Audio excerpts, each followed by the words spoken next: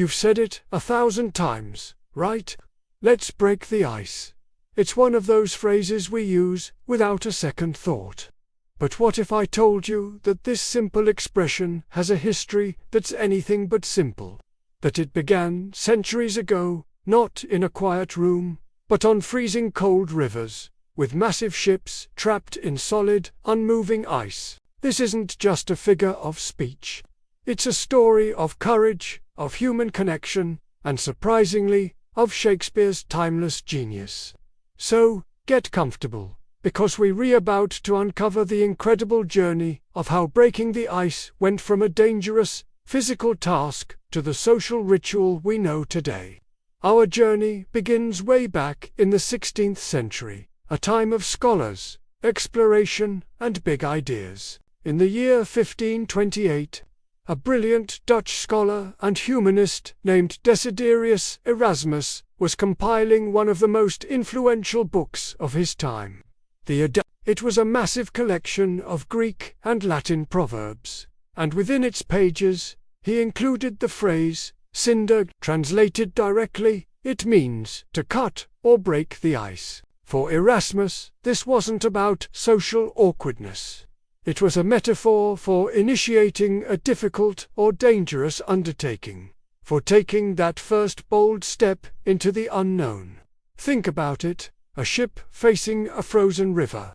Someone has to go first, to literally break the ice so that others can follow. That was the original spirit of the phrase, a brave, pioneering act. This powerful Latin metaphor didn't stay confined to scholarly books. As ideas and languages mingled across Europe, cinder glacium began to seep into the common vocabulary of different nations. And then it landed in England. In 1579, a man named Sir Thomas North, a respected translator and writer, was working on a monumental project, translating Plutarch's lives of the noble Grecians and Romans. It was a book full of stories about great leaders and dramatic moments. In his translation, North used a version of the phrase, but he gave it a new twist. He used it metaphorically, not just for a difficult task, but specifically for opening a conversation and easing the tension between people. The seed was planted. The phrase was evolving. But it would take the most famous writer in the English language to make it truly unforgettable. Enter the one and only William Shakespeare. Around the year 1590, the bard was writing one of his early comedies, The Taming of the Shrew. In the play, the character, Tranio, disguised as his master, is trying to win the favor of a powerful lord to help with a complicated romantic scheme, to get things moving and start the negotiation. He says the infamous line, "And if you break the ice and do this feat, achieve the elder, set the younger free." That moment, right there on the stage of Elizabethan England, was the turning point. Shakespeare took the existing idea and polished it into a gem. He cemented the phrase in the popular imagination, forever linking breaking the ice not with frozen water, but with breaking the silence and awkwardness between people.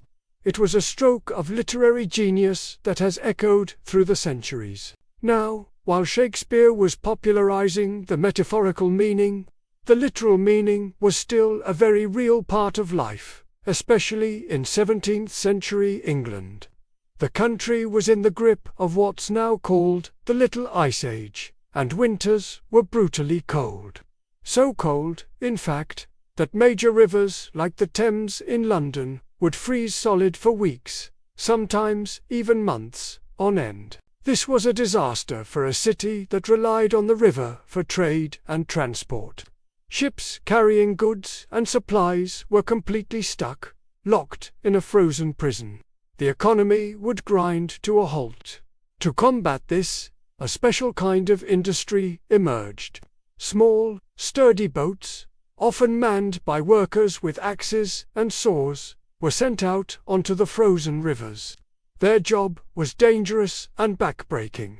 They were the original icebreakers. They would smash and shatter the thick ice, clearing a channel so that the larger, more important ships could get through. So, when someone in the 17th century talked about breaking the ice, they could very well have been talking about this literal, crucial, and physically demanding job. It was the first, necessary step to get things moving again when everything was at a standstill. And that brings us to today. The icebreaker ships still exist, of course, but the phrase has almost entirely settled into its metaphorical home. When we break the ice now, we're not thinking about frozen rivers. We're thinking about human connection. It means making people feel comfortable in a new group. It's the cheesy joke a teacher tells on the first day of school. It's the simple question you ask someone at a party to start a conversation. It's the fun game a manager uses to get a new team to bond. In offices, in classrooms, at parties, and even on nerve-wracking first dates, breaking the ice is that essential first step. It's about melting the initial coolness or awkwardness between strangers and creating a space for warmth and connection. It's a beautiful reminder that community and friendship often begin with one person making a single, brave move, one person willing to thaw the silence. Here's a little fun fact to cap it all off.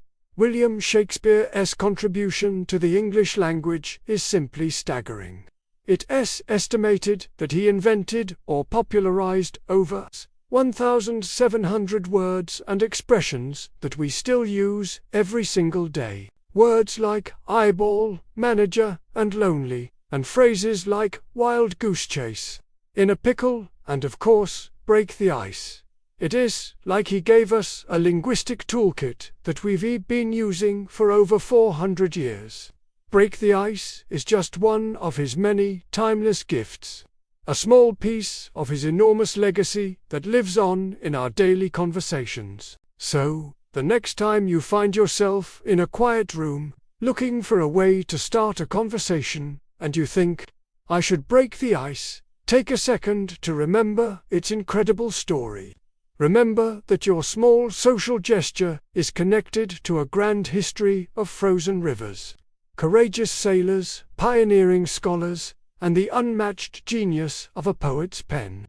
It's a powerful thought, isn't it? It teaches us that when life feels cold, stuck, or distant, maybe all it really takes is one person, one warm gesture, to start the thaw and let the good things flow. Thanks so much for joining me on this journey through history and language. If you enjoyed this and want to uncover more stories behind the words we use every day, make sure to hit that like button and subscribe to the channel. We've got so much more to explore together. See you in the next one.